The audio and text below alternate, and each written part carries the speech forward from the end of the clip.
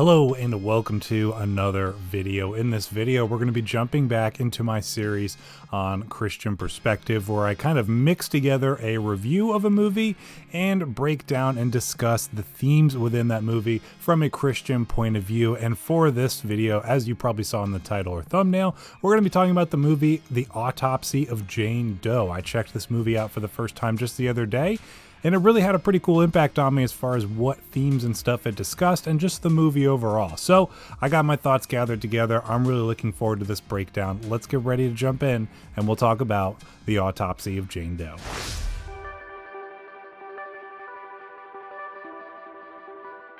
So let's kick things off with the story for the movie. Now, quick note before I jump in, there will be a spoiler portion of this video where I jump into a little bit of the story spoilers. I will give you a warning before I do so. So most of this video, or probably at least half of this video, is going to be spoiler free. So let's jump in with the story setup. So we are introduced to a coroner and his son. They're Tommy and Austin. It's funny enough, same name as me. And they are both doing autopsies for their local police department and for the county. And there is a grisly murder that kind of kicks off this movie, and we see this horrific crime scene, and it's mysterious in that there's no real signs of a forced entry to the building, and they even know, like, it's almost as if they were trying to get out. And then as they continue investigating the scene in the basement, they find the body of this mysterious woman and her corpse. She's noted as a Jane Doe. They bring her to the coroners, and it's up to Tommy and Austin to kind of do an autopsy on her, figure out the cause of death so that they can give this information to the public. And so this autopsy progresses and strange occurrences start happening that start to reveal secrets from within this corpse and what it contains. That's kind of the story setup for this one. It's a really interesting premise, I think. I had not seen this movie before. This was my first time checking it out. I'd remembered seeing the poster for it over the years since the movie's release, and it always kind of intrigued me. I never checked it out. Finally pressed play on it on Netflix last night. Here's what I liked about it. Many of the things that I liked. We got a single location. I have a real soft spot for a well-executed, well-done single location movie. Well, like I said, in the story setup, we are originally shown this grisly murder at this one location, but the majority of this movie takes place in the basement of this coroner's house. That's kind of like their business house type thing. And so we spend the majority of this time in the morgue while they're working on and through this autopsy. I really thought that was really well done. They really utilized the space well. I think the challenges of a single location movie always kind of bring about some of the most interesting filmmaking and artistic decisions throughout the movie. And I really thought that was well done and well executed throughout. Aside from that, not only do we have a single location, we also have a small cast of characters. There's really only maybe 4 characters in this movie that have any dialogue. There's a couple more extras and stuff, but then even beyond that, there's really only the 2 characters of Tommy and Austin that we get to focus on throughout this movie. We got Tommy, who is the father, portrayed by Brian Cox, and he's an actor I've always really enjoyed. I feel like he's one of the more underappreciated actors. He's really always goes all out on his roles, and this was my first time seeing him in a horror film, and I thought he was really great. I thought he did a really good job of kind of portraying this seasoned coroner who's been in the business for a long time. He's part of now 3 generations of coroners who have, worked through this industry and this town for this long of a time, and he then wants to pass it on to his son to take over down the road. But then we also have his son, Austin, portrayed by Emil Hirsch, who I also really like as an actor. I like him in several different projects. And he, like I said, is working with his father, has been for a while as kind of an apprentice, but he actually doesn't want to take over this business and wants to separate himself and do something different, go in a different direction. So we kind of got a little bit of like the butting heads of that and their differences in opinion on this industry kind of thing, as well as the family business kind of thing, their dynamic of their relationship, the drama that's there.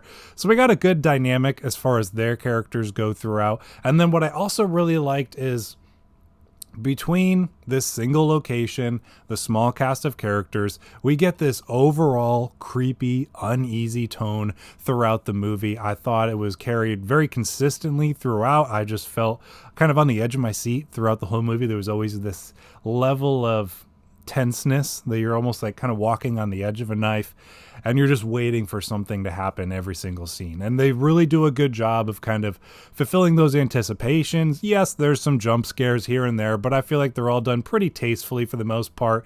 You can see most of them coming, which is, pretty expected for any seasoned horror movie person experiencing it. But those just overall tense, creepy, uneasy scenes all throughout the movie really paid off well, I think, and is another aspect I enjoyed. Also, I really enjoyed the mystery aspect of this one. I hadn't really seen a mystery movie like this before within the horror setting that it's just kind of like a recipe for success. I feel like if you got a good director and writing and story at the helm of the single location, small characters, and you kind of got this murder mystery supernatural story all along the way. And I thought it was just really well done throughout. I loved just getting little bits and pieces of things as you're kind of trying to figure things out while Tommy and Austin are trying to figure things out. You really feel a part of everything that's going on. There's nothing that's too kind of out there or nothing that I feel like is too much beyond a reasonable assumption that they figure out, that kind of thing. So just the overall mystery of it, I thought was really interesting and really fun to kind of explore and experience throughout as well. And then we also have the pacing for the movie. The pacing I thought was really strong. This is actually a relatively short movie. It's only an hour and 26 minutes long. You cut out the credits, it's barely over an hour and 20 minutes. It didn't really feel that short. Like, it felt like we got a full story, good character depth and growth throughout. Like I said, you got a cool mystery along the way. It really flowed well. There was strong pacing throughout, and it really utilized that shorter runtime really well, because I didn't feel like we didn't quite get enough there. Now, I'll get to a couple of details and the criticisms that I have on the movie in just a minute, but I do want to commend the pacing for the movie overall, because I think it was really well done. Next, let's move into my criticisms and some warnings for viewers. Criticism-wise, there are some questionable character decisions. There are in most horror movies. A lot of let's go investigate this moments where, well, not a lot. There's a couple of let's go investigate moments, and you're like, are you stupid kind of thing? What are you doing? But then it was also kind of balanced by some, we should get out of here moments where we're like, yeah, you probably should. And that just kind of comes with the territory of a supernatural kind of movie like this in this kind of setting. But I thought it had a good balance of it. But there are those moments where you're like, come on, would you really be doing something like this right now in the real world? So worth noting, I think, as a criticism. And then I would have liked a little bit more depth on the characters. I talked about the dynamic a little bit between Tommy and Austin, of Tommy being this seasoned coroner, Austin being this up and coming kind of apprentice for him as his son, and the difference opinion that they have on this industry and wanting to carry on the family business and legacy kind of thing. We kind of get a little bit of that in their introduction to give us some background on them, but it doesn't really go too many places throughout the movie. So I would have liked a little bit more of that maybe throughout. I don't necessarily think it needed to pad the runtime any, but I think there was a couple of things they might have been able to do just to give us a little bit more depth to those characters. They are interesting characters from the little bit we get of them and watching them as this story and all these events play out, but I would have liked a little bit more depth on that side of things. My main warnings for the movie is there is a high level of nudity, so if that is something you're sensitive to, like myself, being a autopsy, there is a naked corpse on the table for the majority of the movie. There's not too much emphasis and focus on the fact that the body is naked. It's just kind of there, and it is something that is generally avoidable, but I think they could have done a little bit of a better job, not necessarily just showing it all the time, so you don't have to kind of shy your eyes away, that kind of thing. So if it is something like myself that you're kind of sensitive to with that kind of thing,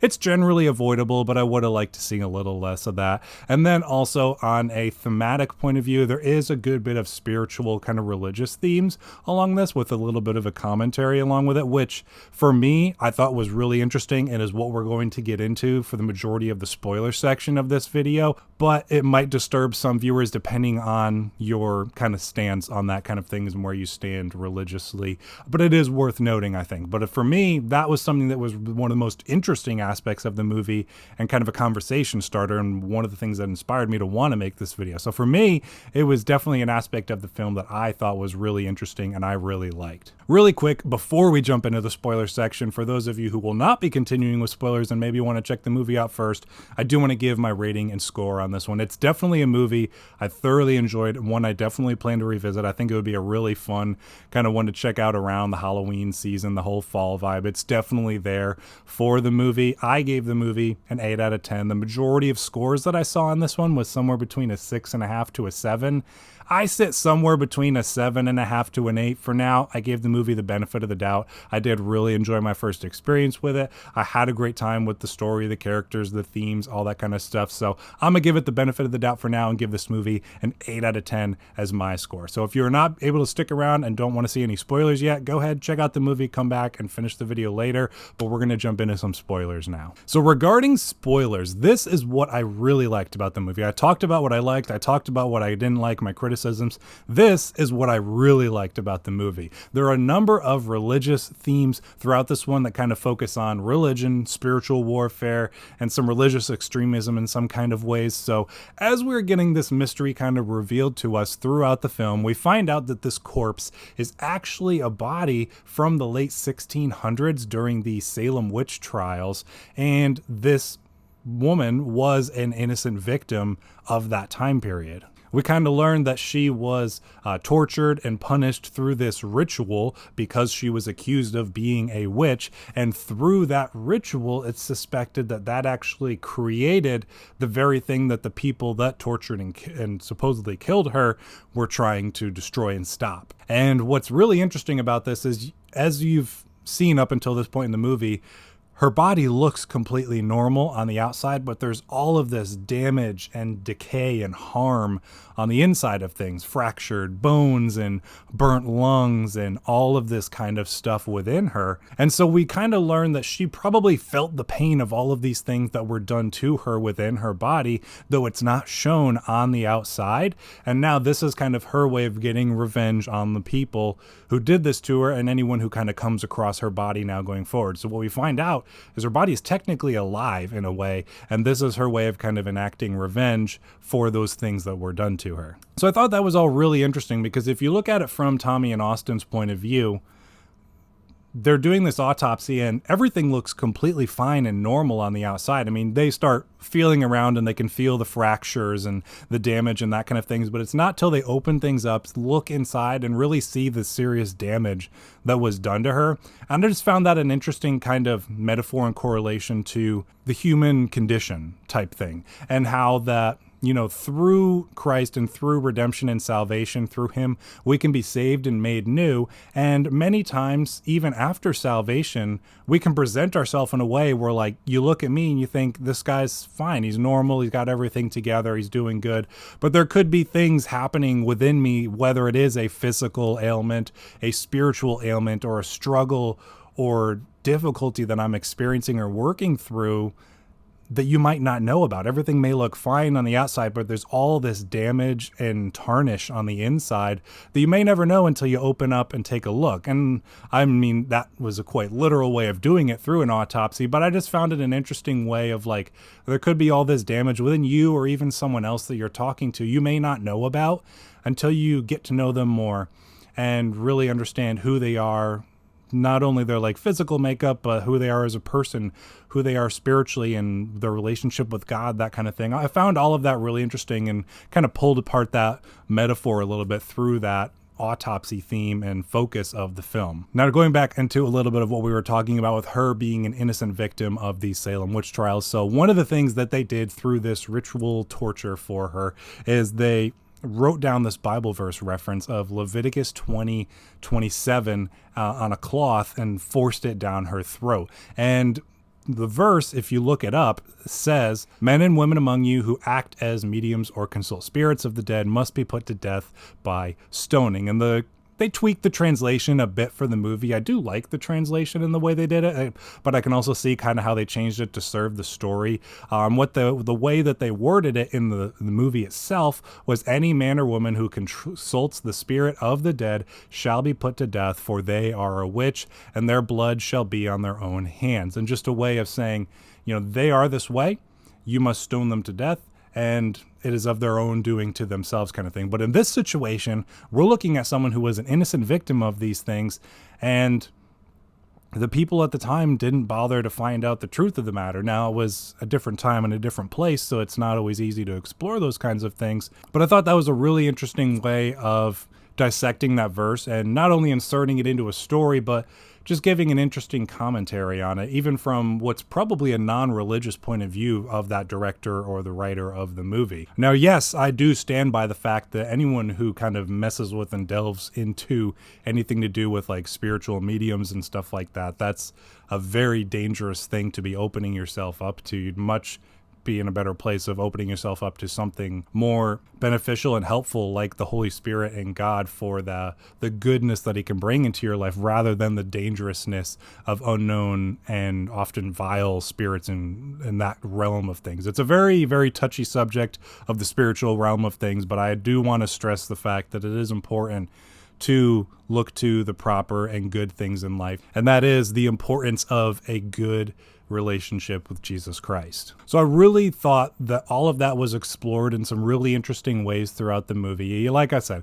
it's got the fun classic stuff of a horror movie with your jump scares, your creepy stuff, you know, cracks, bumps in the dark kind of thing. But it also takes the time to craft an interesting story around an event in history and make some interesting commentary on it, as well as some religious exploration into it with scripture and a bit of a spiritual side of things. So I really, really thought it was really good, interesting conversation starter. And that's my thoughts on this movie. That's kind of how I experienced it and what I appreciated of the movie and all that it did.